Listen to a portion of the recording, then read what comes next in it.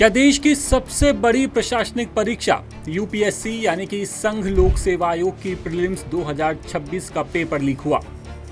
देश में NEET paper leak का विवाद अभी थमा भी नहीं था कि लीक प्रूफ मानी जा रही यूपीएससी की प्रीलिम्स 2026 परीक्षा के 82 सवालों पर आपत्ति उठी है। दरअसल कांग्रेस के छात्र संगठन एनएसयूआई ने दावा किया कि परीक्षा के 100 में से 82 सवाल एक कोचिंग जिसका नाम अनंतम आईएएस है उसके स्टडी मटेरियल से मैच हो रहे हैं।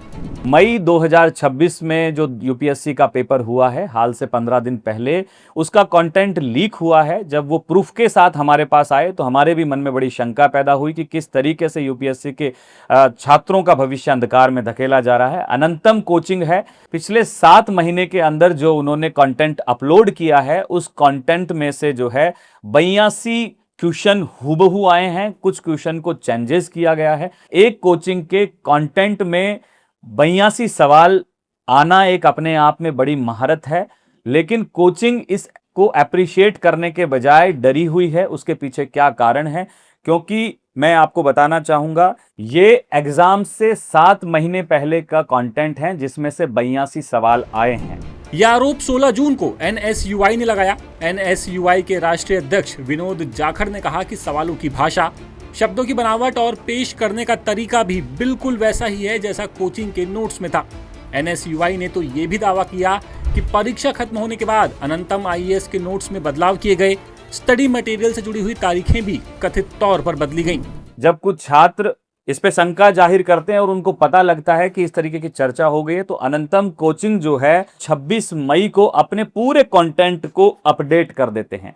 ये अपडेट की आप डेट देख सकते हैं 26 मई 2026 को, और यूपीएससी का पेपर 24 को होता है। तो आखिरकार अनंतम कोचिंग को क्या आवश्यकता पड़ी है अपने ही कंटेंट को अपडेट करने की? तो ये बड़ा सवाल यूपीएससी से है कि क्या यूपीएससी के लोगों का या पेपर सेट करने वाले व्यक्तियों का साठगांठ अब कोचिंग माफियाओं से है?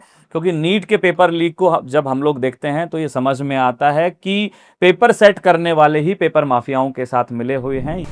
दूसरी तरफ एनएसयूआई के इन आरोपों पर अब तक यूपीएससी की ओर से कोई आधिकारिक प्रतिक्रिया सामने नहीं आई है, ना ही अनंतम कोचिंग ने कोई बयान जारी किया है। हालांकि पीआईबी ने अपने फैक्ट चेक में इन आरोपों को सिरे से नकार दिया। बता दें कि यूपीएससी की परीक्षा देश की सबसे बड़ी परीक्षा में से एक मानी जाती है। सुप्रीम कोर्ट तक इसके परीक्षा सिस्टम और सुरक्षा सिस्टम की तारीफ कर चुका है। लेकिन अब जो आरोप एनएसयूआई लगा रही है, क्या वाकई में इन आरोपों में जरा सी भी सच्चाई है? आपका जवाब क्या है? कमेंट बॉक्स में जरूर दीजिए। लेटेस्ट, इन्वेस्टिगेटिव और इन डेप्थ खबरें देखने के लिए ज्वाइन कीजिए द सूत्र का व्हाट्सएप चैनल, सब्सक्राइब कीजिए यूट्यूब चैनल, लाइक कीजिए फेसबुक पेज और पढ़ते रहिए www.daसूत्र.com।